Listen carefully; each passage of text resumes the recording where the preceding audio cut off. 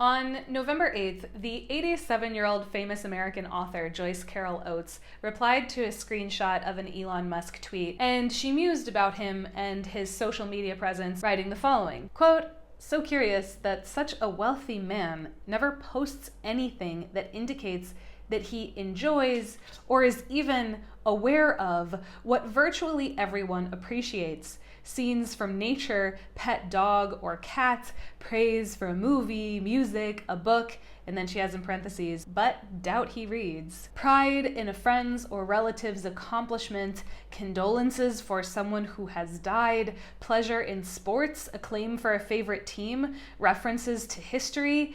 In fact, he seems totally uneducated, uncultured. The poorest persons on Twitter may have access to more beauty and meaning in life than the most wealthy person in the world." Close quote. Roasts from writers are always just going to scratch that itch because good writers can perform a brutal takedown with such eloquence and thoughtful prose. And this tweet, even though it wasn't tweeted directly at Elon, it got back to him, and it seems to have really upset him. And this is a man who gets hated on his own website so much, and with all manner of insults. But this was the one, saying that he appeared uneducated and uncultured, that seems to have really set him off. Eating a bag of sawdust would be vastly more enjoyable than reading the laboriously pretentious drivel of Oates. Everything she says in her post about me can be shown to be demonstrably false with a simple search. Oates is a lazy liar and an abuser of semicolons. Oates is a liar and delights in being mean.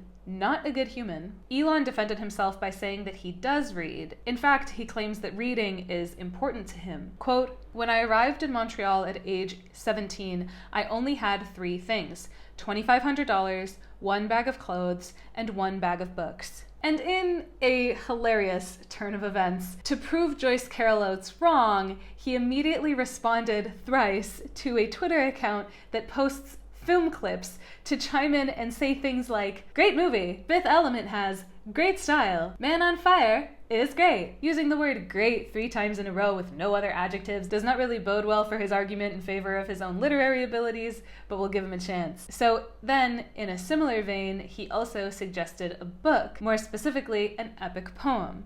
Mark Anderson tweeted, quote, "There is so much alpha in books from 1870 to 1930, it's unreal." And Elon Musk replied, "For maximum alpha, complete with fighting for princesses, the Iliad." And then he responds with a photo of the Odyssey, which is, as the title might suggest, not the Iliad. This video is sponsored by a website that pays you to do things like play games and test out apps. Around the holidays, really just every cent counts, and a lot of people, especially this year when everything is so expensive, are looking for ways to make a little extra money from home. That's why I'm excited to partner with a website called Free Cash, which, like I said, pays you to do things like play games and test out apps and take surveys. Before trying the app, I looked into it, and Free Cash has hundreds of thousands of positive reviews online. They have a 4.8 rating on Trustpilot, so I decided to try it out. I signed up for the website and I started downloading different games, and I just started playing them on my phone. I downloaded this one cute,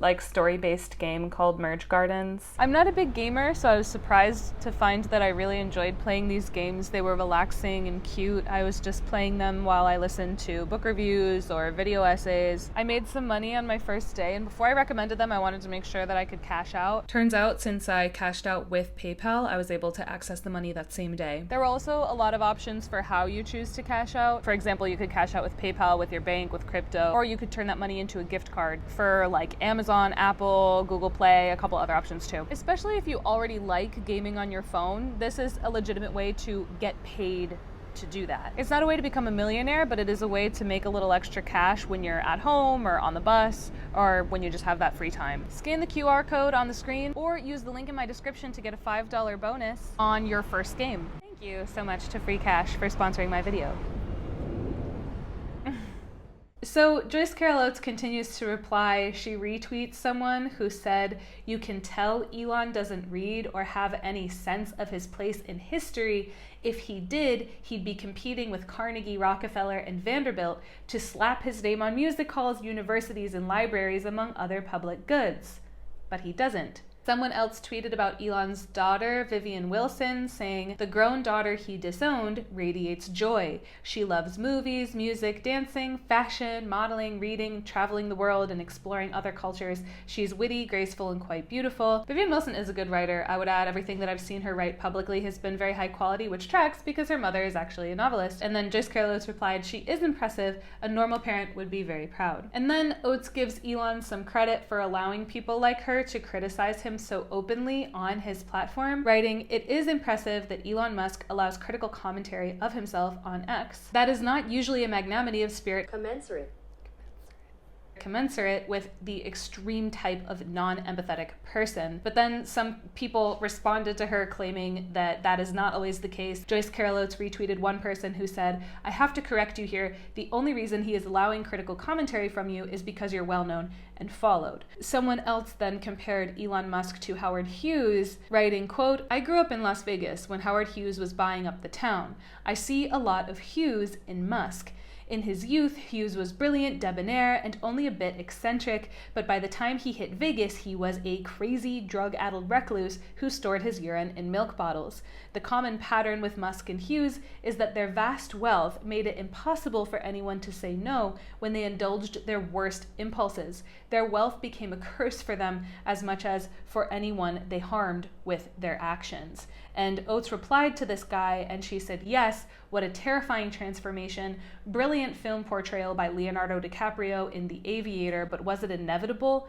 Was his brain chemistry poisoned by drugs?" Somebody else responded and said, "I do think that ketamine has a lot more to do with his behavior the past couple of years than most people assume. I don't mean that as a rib. I think it's very likely and pretty traceable to when he started acting more irrationally." His daughter Vivian has written about how much of his more erratic behavior can be chalked up to his ketamine addiction. She once posted on Threads about her father, quote, "In a ketamine-fueled haze, he's desperate for attention and validation from an army of degenerate red-pilled incels and pick-me's who are quick to give it to him," close quote. Oates then continues to reflect on wealth sort of as a concept, writing, quote, "This may be only anecdotal, but it is ascribed to Joseph Heller, who'd said that he was better off than the wealthiest man because the wealthiest man would never have enough, and he was quite content with what he had, which was enough." And then someone wrote, "Wherever he goes, he wants to leave. South Africa, Canada, ultimately the US in the long run based on his behavior. This also includes Earth. A continuous disavowal of your home is odd, to say the least. He seems to have no capacity for a normal level of appreciation." And then Oates delivers the kill shot. She says, quote, "Wherever he goes, he wants to leave. That's because when he gets there, he has brought his own self along, and whatever club he's invited to join has been devalued by the invitation." The Italian intellectual and politician Antonio Gramsci coined the term cultural hegemony to describe the process by which a ruling class of elites use cultural trends of ideological opinions to control the working class. The 1% doesn't need to dominate people with guns and tanks. They can just convince everyone through media and propaganda things like consumption is what will make you happy, or war is exciting and heroic.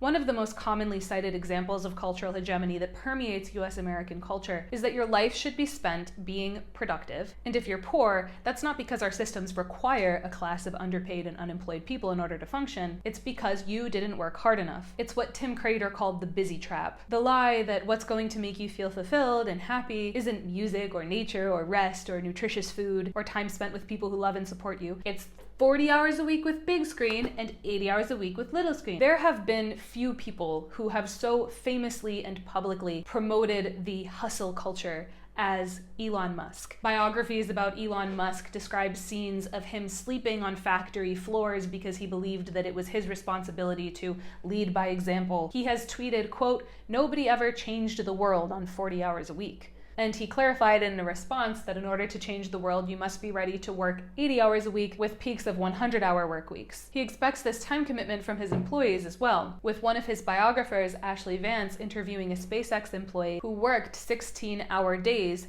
every day for years. Also, when Elon bought Twitter, he famously sent out a company-wide memo telling people to commit to an extremely hardcore work environment with long hours at high intensity. His behavior could be an example of cultural hegemony. Maybe he is promoting the hustle because it benefits him and the ruling class to have SpaceX engineers who work 16-hour days every day. And that lifestyle is not coherent with the things that Joyce Carol Oates tweeted about. Time to walk and appreciate nature, or time to read for pleasure. But no matter how much you hustle and how much money you make, you can't buy taste. You can't purchase a cultured and refined personality. I understand why it benefits Elon Musk and the 1% to promote hustle culture and thus engage in cultural hegemony, but then he can't complain when people point out that he doesn't come across as a very literate and cultured person. He claims to care about literature, but he's never put his money where his mouth is. He is not a public patron of literature or the arts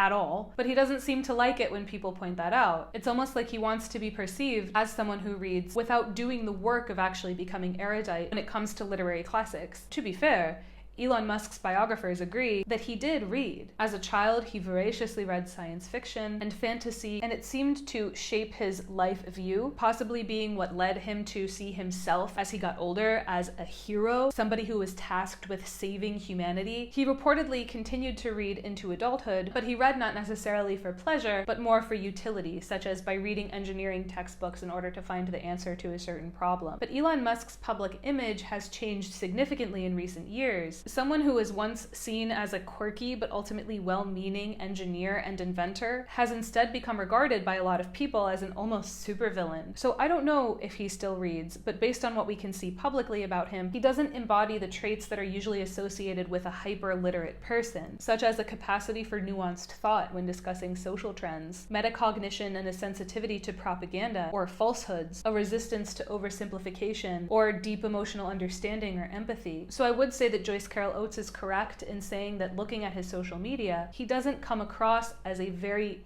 literate or articulate person. Triple trouble. You know I can't resist you. Leans in close, lips soft and teasing, pressing a slow, warm kiss against yours. Feel that spark, babe?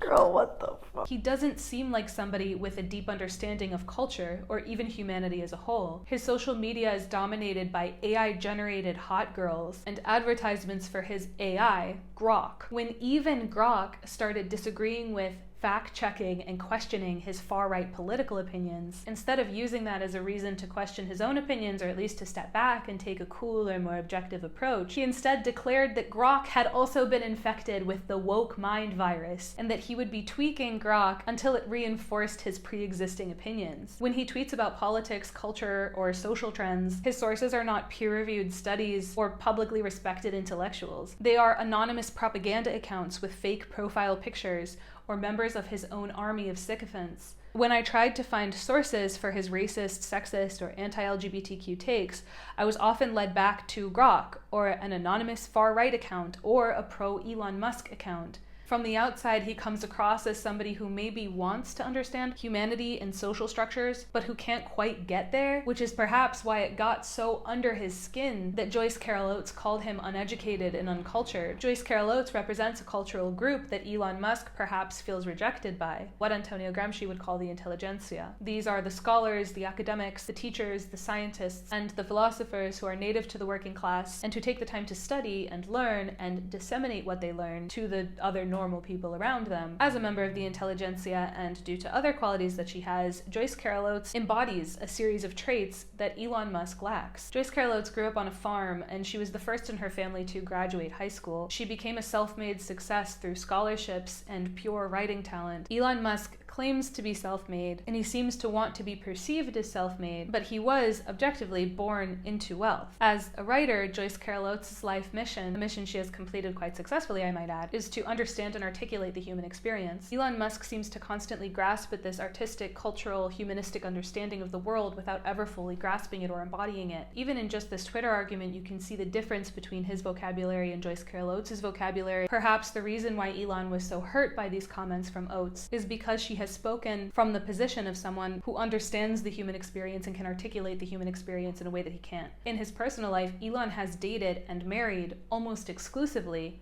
artists. His first wife was a novelist. His second wife was an actress. He had famous relationships with the musician Grimes and with the actress Amber Heard. It's like there's this part of him that is trying to reach artistry and social understanding, trying to embody the talent or the likability or the coolness that many artists achieve, but he can't quite get there. There's been so many times that, right, I'm getting on a plane to England and I'm never going to see you again. Really? No. No, not really.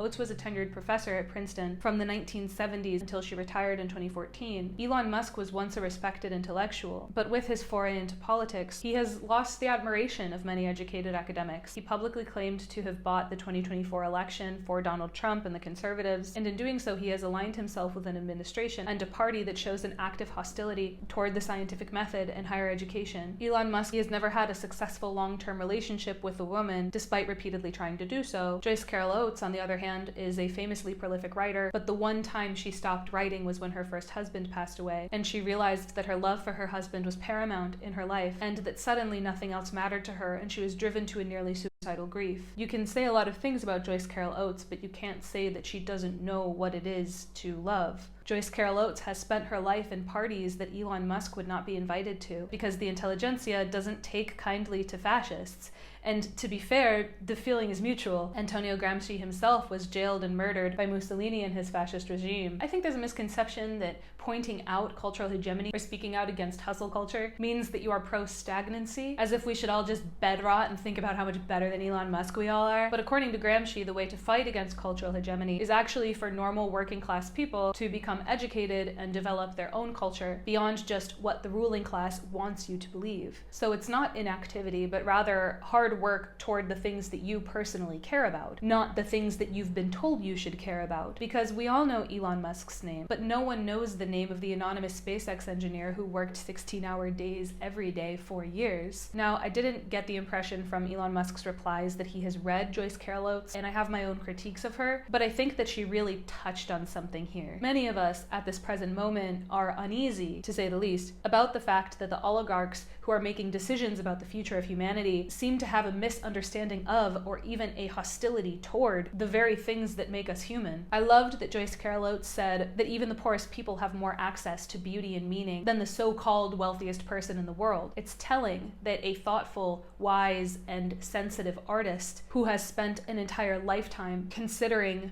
reading and teaching about the human condition doesn't consider wealth to be simply financial acquisition. Most people who, like Joyce Carol Oates, have lived for almost a century will tell you that wealth isn't a number, it's time, it's health, it's a calm mind that you've decorated over the years with poetry and art. It's people and pets who get excited when you come home. Elon Musk recently tweeted a troubling video. He shared that he instructed Grok to create this beautiful woman who looks at him and says, "I will always love you." I will always love you.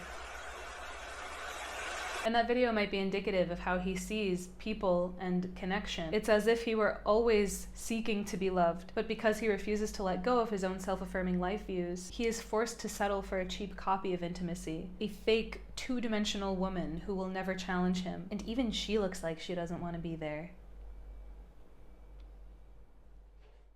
I just wanted to say thank you again to Free Cash for sponsoring this video. Remember to check them out, guys, and I hope you had a great holiday season. Happy New Year. Bye.